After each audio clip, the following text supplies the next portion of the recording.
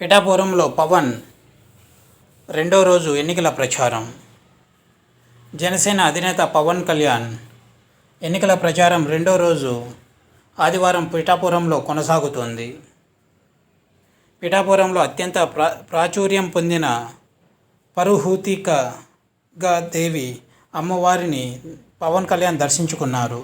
మహారాష్ట్ర భక్తుల రద్దీ అధికంగా ఉండడంతో దత్తపీఠం దర్శనాన్ని రద్దు చేసుకున్నారు. అనంతరం బషీర్ బీబీ దర్గాను పవన్ సందర్శించనున్నారు. మధ్యాహ్నం జనసేన టీడీపీ కార్యకర్తలతో సమావేశం కానున్నారు.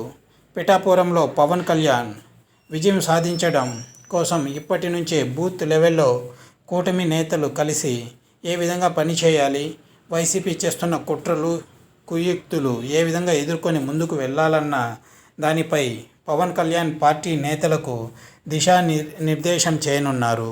ఇది వ్యూవర్స్.